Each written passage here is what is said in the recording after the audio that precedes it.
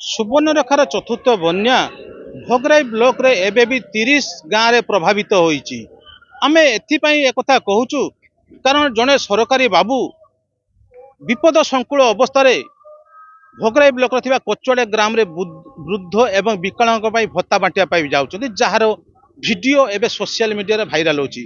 आमे ताको सहित कथा बा कारण आमे बहुत कष्ट ताको मध्ये धरिचु। आमे सीधा सड़क पचारि बुझीबा से एते पानी रे कुआडो जाउथिला आमे सीधा सड़क कथा बा।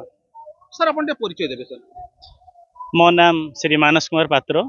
मो भोगराई ब्लॉक रो कचवाड़ी ग्राम पंचायत रे एडीओ भावे कार्य कर सी मो सहित आम पीओ सार थिले मानस रंजन माझी। आम दी जन से जो कचवाड़ी ग्राम पंचायत रो चकई सब गाँ एवं पाउलिया गाँ को भत्ता बांटिया जाऊँ। जेहेतु चतुर्थ थर बन्या आसी लोकंकर आर्थिक अवस्था निश्चय दोहली देछि। तेणु आपण जमती कहते वृद्धा बुढ़ा बुढ़ी हूँ बा आपणकर विकलांग टे हो से भत्ता पैसा को चाहिए रही था प्रति मास केबे से पैसा मिल से पैसा परिवार गुजरण मेंटेवा सह तांकर औषध विभिन्न काम से पैसा को लगाती। तेणु आम बाध्य आज पानी रे निज जीवन को बाजी लगे तांकर सेवा पाई जेहेतु सरकार आमको से काम निजुक्ति करछंती। तेणु सरकार योजना को ठीक भाव में लोक पाखे पहुँचापी आज आम निज जीवन को बागी लगे 2 जन आम जाइलु।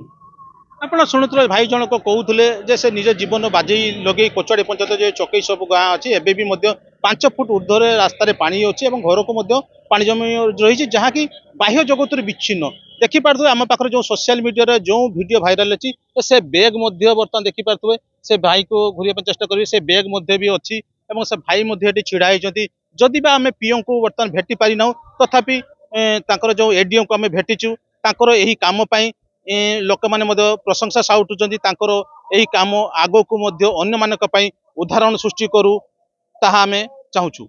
बालेश्वर जिला भोगराई ब्लॉक कोचवाड़ी ग्राम अजित कुमार दास ओटीवी।